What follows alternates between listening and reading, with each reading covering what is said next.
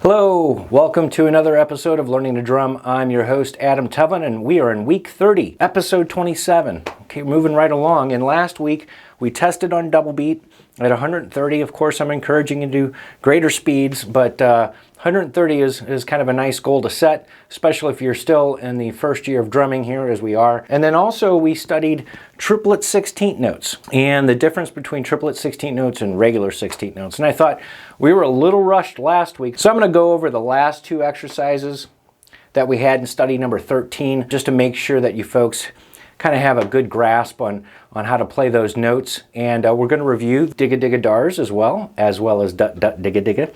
All right, and hopefully you're doing okay on that. And that is a good chop builder, you know, when you're going from 16th notes to triplet 16th notes. It's a very good exercise to learn how to gain control over those rhythms.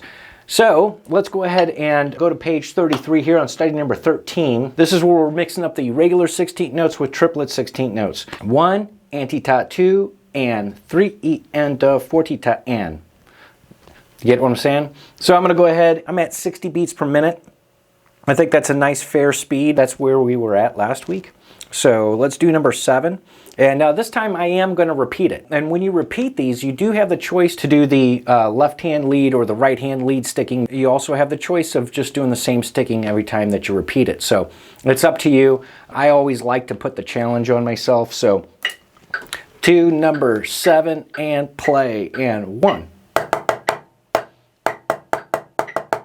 1.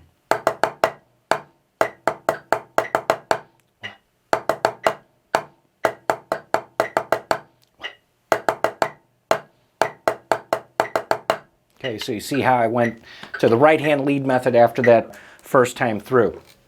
All right, so let's go on to 8.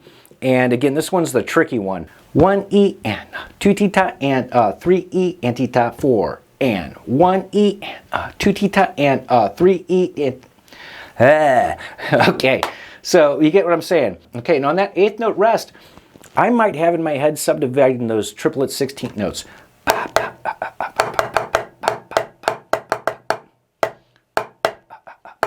See what I'm saying? So in those rests, I like to sometimes subdivide that next rhythmical value coming up just to get myself mentally prepared for that. But let's go ahead and try it. At 60 beats per minute. Hopefully you're getting it. Here we go. 1, 2, and here we go. And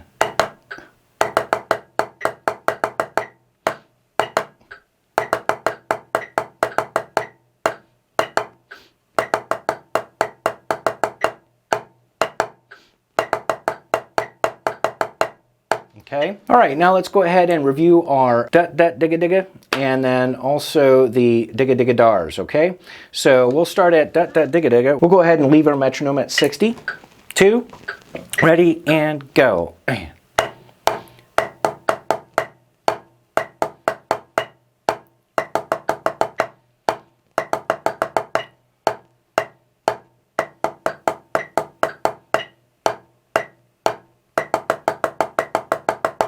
Okay, no big deal. Hopefully you're getting the feel of that. We're going to go up to 70 now. 2, 1, and 2, and here we go. And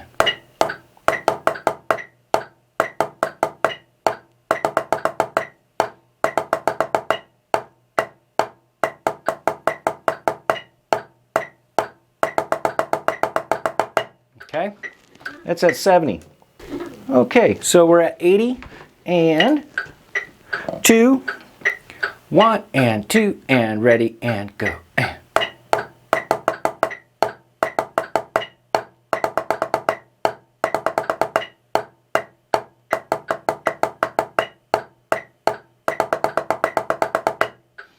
Pretty cool, huh? All right. Now the goal is going to be 90. And I think last week I was supposed to show you that and I didn't. I forgot, I think. That's okay, huh? We all make mistakes. And yes, this is pretty much ad-libbed. Every show is pretty much ad-libbed. There is some structure, but so here it is at 90. 2, 1, 2, here I go. And.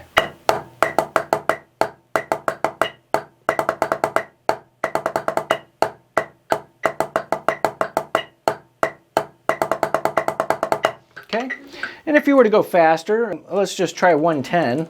1, 2, 1, 2, here I go.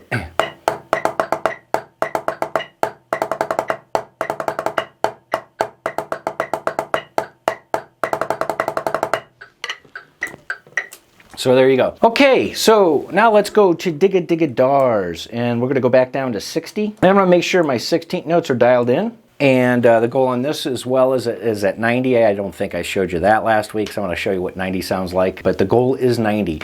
Then that's not too much, okay? Actually, it's not too much at all. So, but let's try it. 2, ready, and go, E, and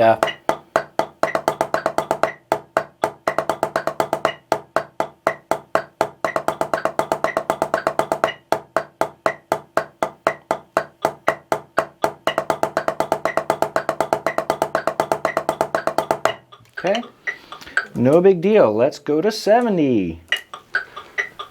2, 1 E and a 2 and ready and a go and.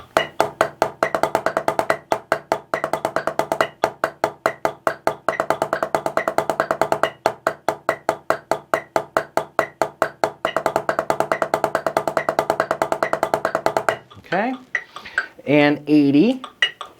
1, 2, 1 E and a 2 and here we go. And.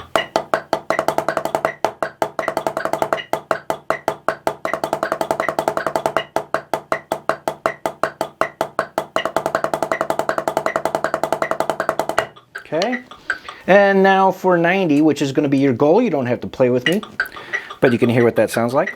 1, 2, 1 and 2 and here I go. And.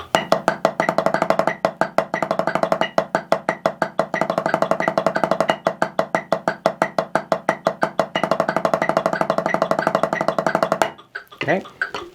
All right.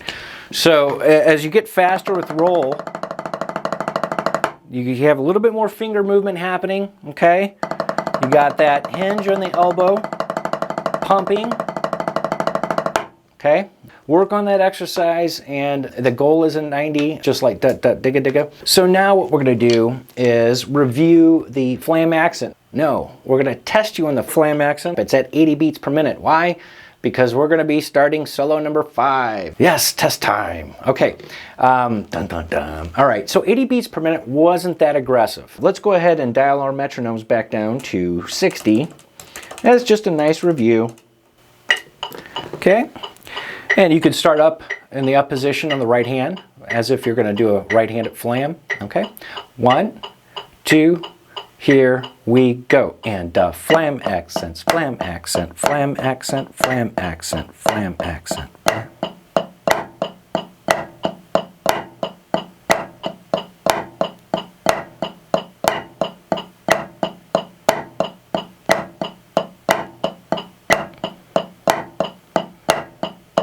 Okay. I'm very relaxed on the taps. Okay, that includes the grace note. And the only thing that I'm coming up and down on is that downstroke at the beginning of the Flam Accent. Let's go on to 70 beats per minute. 2, 1, 2, ready and play.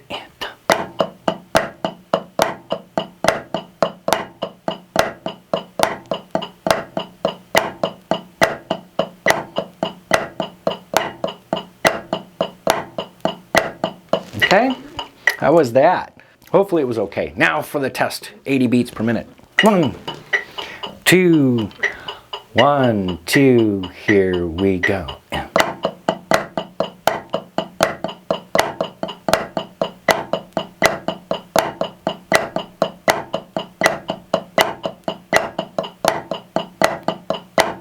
Try to keep your flams consistent. If they're not, that's okay, but that's the goal, right?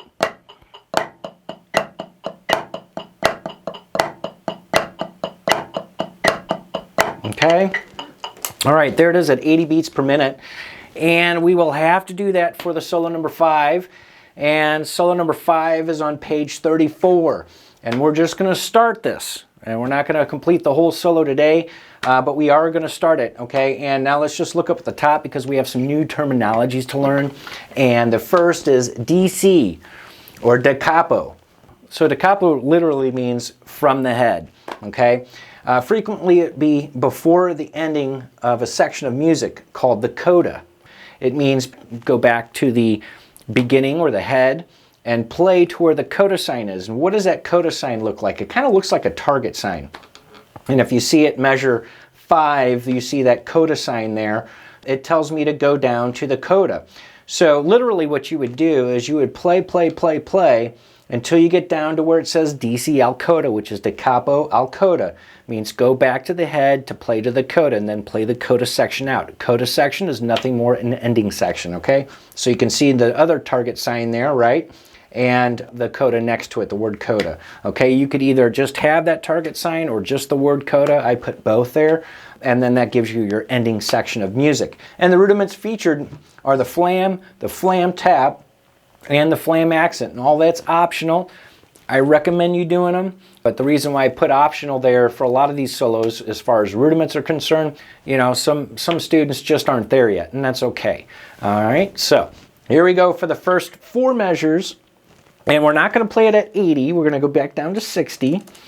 And I'm just going to have the quarter note going, because sometimes I might have 8th notes and sometimes I might have triplet 8th notes. So here we go from the beginning. Ready and go. And a Flam accent. 3, 4.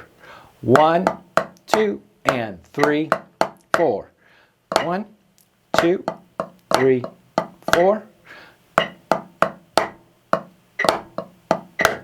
All right, that's what it is.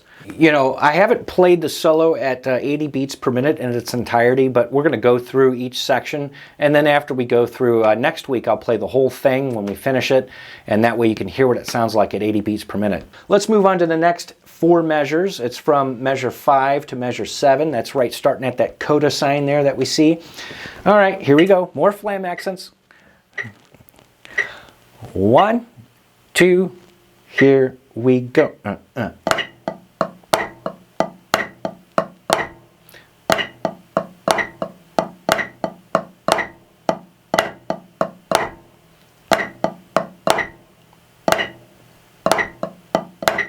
All right, it's actually to measure 8. Sorry, that's the next 4 bars. Okay, so notice how I did my Flam tap in beat 4 and measure 6.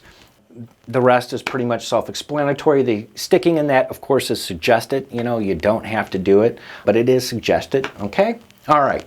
After the first 8 bars, now we're getting into this triplet 16th note rhythm stuff, okay? I think we're just going to stop right there. So if you want to take a look ahead further, you're more than welcome to, but we'll pick it up from there, reviewing, of course, the first 8 measures. Take your time with the solo. It is not going to be easy. But if you work on those warm-ups, if you do as I suggested, which is going back and forth between regular 16th notes and triplet 16th notes, and here I go. All right, so you can do this.